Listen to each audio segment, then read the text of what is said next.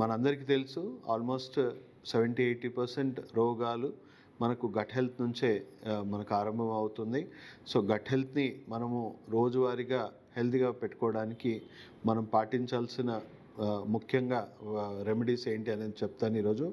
So first thing, బాడీకి sufficient probiotics and sufficient fibre అనేది day to day బేసిస్లో మనం ఖచ్చితంగా ఇవ్వాలి. హెల్తీగా ఉన్న వాళ్ళు హెల్త్ని మెయింటైన్ చేయడానికి ఖచ్చితంగా వీలైనంత మటుకు అప్పుడప్పుడు మీరు ఐదర్ బ్రేక్ఫాస్ట్ తినకుండా ఫాస్టింగ్ చేయడమో, లేదా దానికి బదులుగా అప్పుడప్పుడు ఓన్లీ ఫ్రూట్స్ తిని ఉండడం.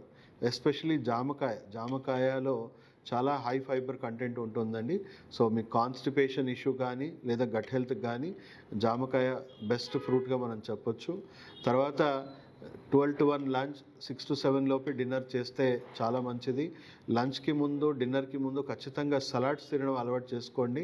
సో దాంట్లో మనకి చక్కగా fibre, nitric oxide levels and even మీ గట్ ఆల్కలైజ్ చేయడానికి కూడా డే టు డే చాలా హెల్ప్ అవుతుంది. అండ్ డైజెస్ట్ చేయడానికి తగిన ఎంజైమ్స్ కూడా మీకు వస్తుంది.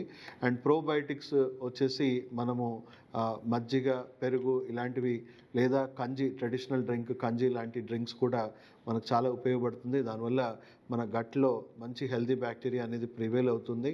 సో గట్ని హెల్తీగా ఉంచుకోవడం అనేది చాలా చాలా ఇంపార్టెంట్ అండి. అండ్ పూర్తిగా గట్ హెల్త్ మీద మీకు ఒక డీటెయిల్డ్ వీడియో మీకు చేస్తున్నాము. సో ఆ వీడియో కింద లింక్ అవైలబుల్ ఉంది.